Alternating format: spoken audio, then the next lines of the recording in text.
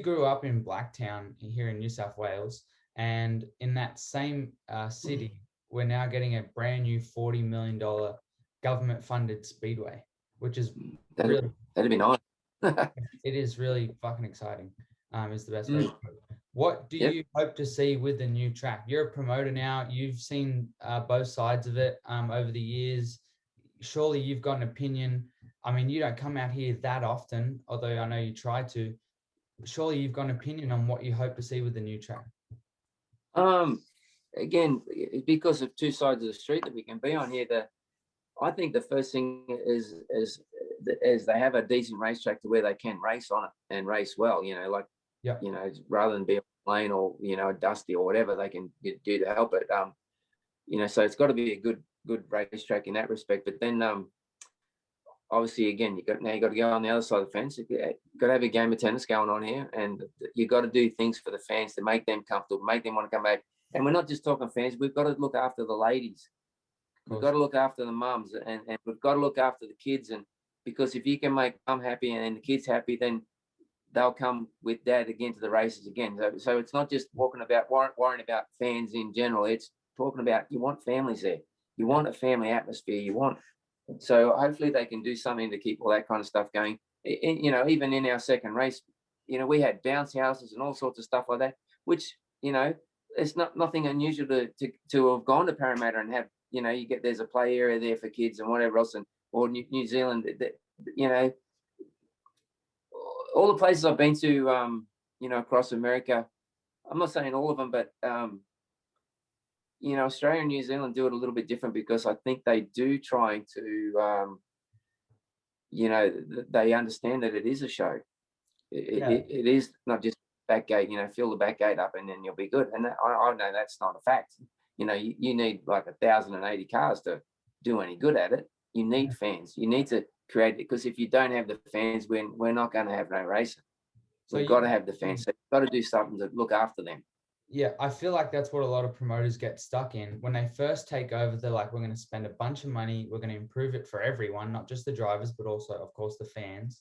And then they get stuck in this rut where they're like, okay, we don't really want to have to spend too much more money anymore. We don't want to advertise and this and that, make any improvements.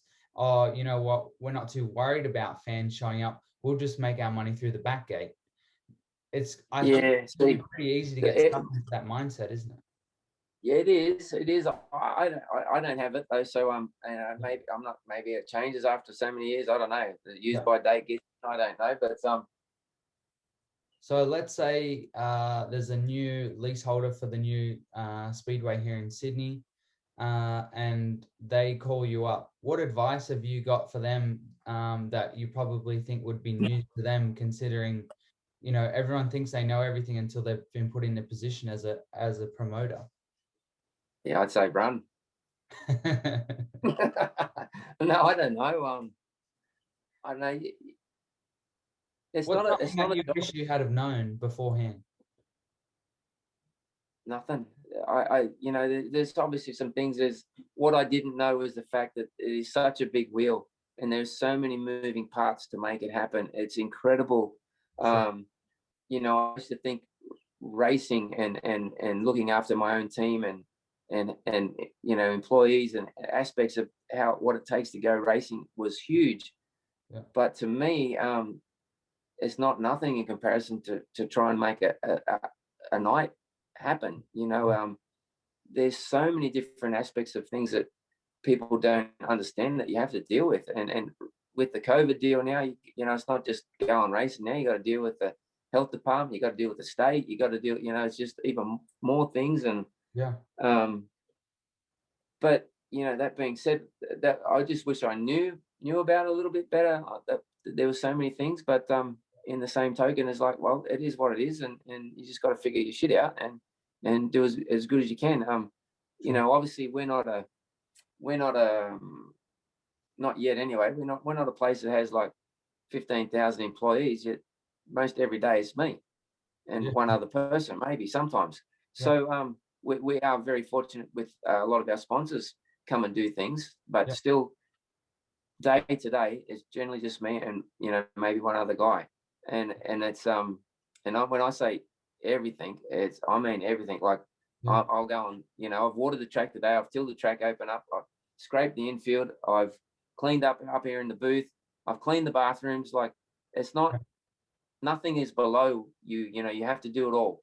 So Yeah. obviously, if we were bigger, we'd have more people that could do it. But we're not in the business right now where we're going to make money though either. We make enough to pay our bills is what we're doing. So and as long as we keep doing that, we're successful and we'll keep on going. So as to what to tell them is, I think it's not a normal job to do it. I think you have to be passionate about what you want.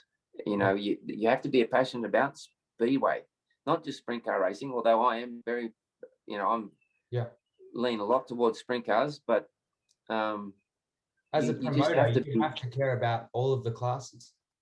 Everyone, because and they all put on great racing. Like last week we had 360s, we had 305s, we had stock cars, we had mini stocks, and every one of them put on great racing, and every one of them paid to get in. So why would I not like any of them? I like all of them because they want to come here and race. So and this is another thing we're working on hard here, is the fact that there's no lights down the back of this place. There's no speakers.